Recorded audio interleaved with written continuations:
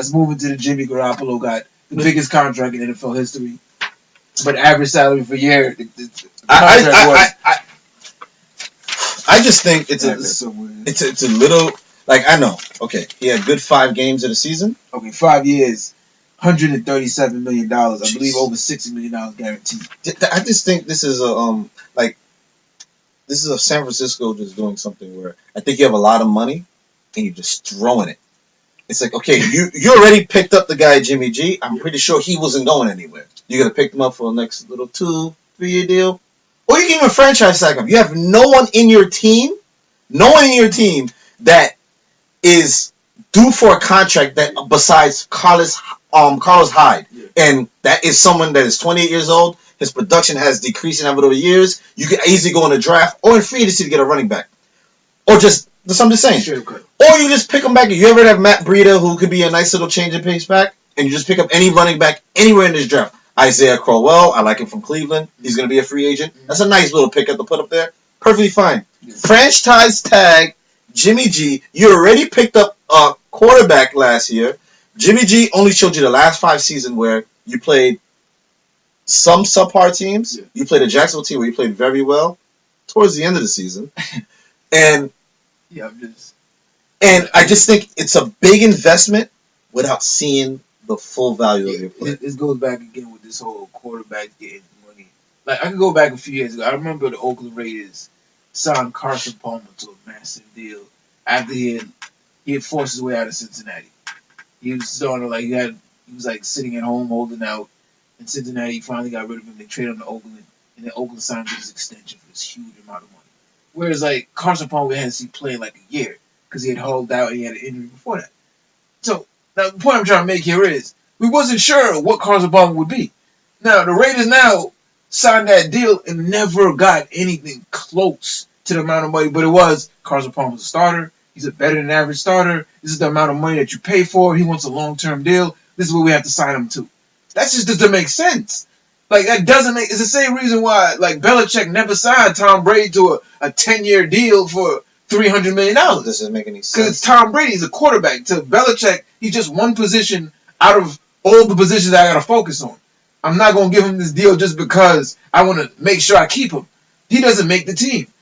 In the same way with Jamie Collins, Richard Seymour, a bunch of other talented players that he just let go. Shante Samuel. And didn't sign him on long-term deals. This is the reason why certain teams like the Patriots, the Steelers. Or even look at the Kansas City. We're not going to resign Alex Smith to a long-term deal. I'm just saying, we'll make that trade. In that realm of where when it comes down to free agency, you never hear that they have no more cap space. Even though they're still a relevant playoff teams, you never hear they have no more cap space because they're very smart on how they pay. Wow, they pay the money. Look at Pittsburgh. They knew they just paid Ben. Yeah. They just paid Antonio. Yeah. They made Le'Veon wait. Yeah. Because hey, look, we're not gonna make ourselves go broke to keep you. We're gonna franchise tag you, and we're gonna wait. Yeah. Now we gonna work on your deal. The players. Your deal is not. Yeah, you're not bigger than the team. That doesn't the teams that win make that very clear. The teams that don't continuously make these mistakes.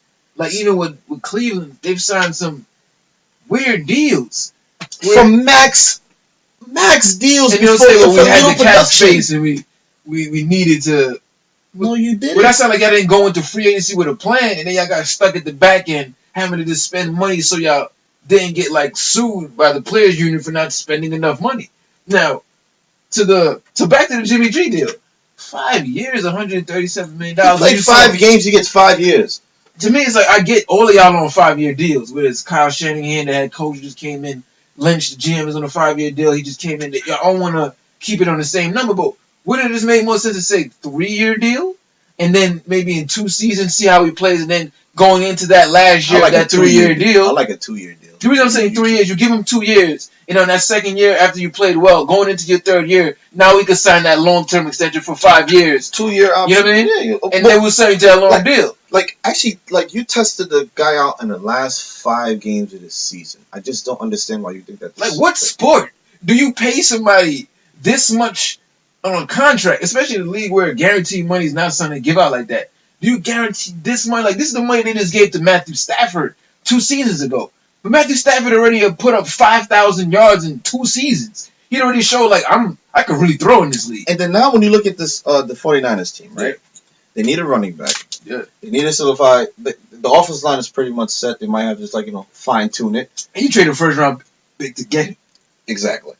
Now you can't even touch nothing in that first round. And then also, second round pick. Yeah. Was it the second round? I think it was second round. Oh, it was the second round because I think they got like a 7. Yeah, I think it was second or fourth. Oh, yeah, okay. So then, now you need to. What your main focus is going into this free agency and to your training and to the draft is your defense. That's been your biggest flaw right now. You need defensive back. Did get arrested? Huh? Did get arrested? Really? Oh yeah. Domestic dispute.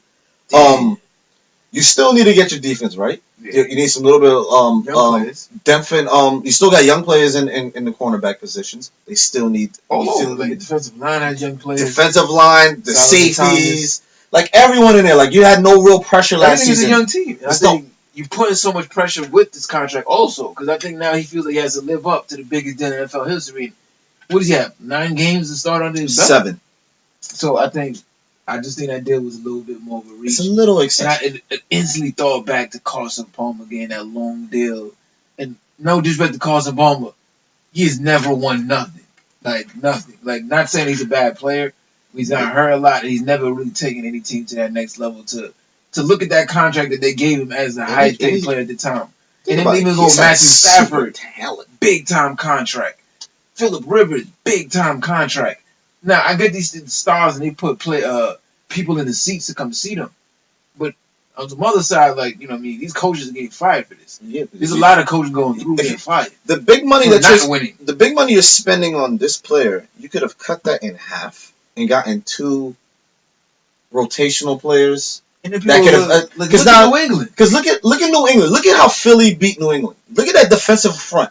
Where it's just a bunch of underpaid players. A whole bunch of players. That's what I said. This is going to be done because they're all going to get some money. I was like Denver a few years ago. Also, all them players started getting paid. Look at the Giants back then when they were Super Bowl contenders with that defense. Rotational players. Rotational. Just a bunch of young players that weren't paid yet. A starter, especially when it gets to the later half of the season. Yeah. You're playing about the first couple of snaps. Now a couple of snaps, you got to take a break. Yeah. Now, whoever coming in better be kind of decent or similar because now that offense is going to death.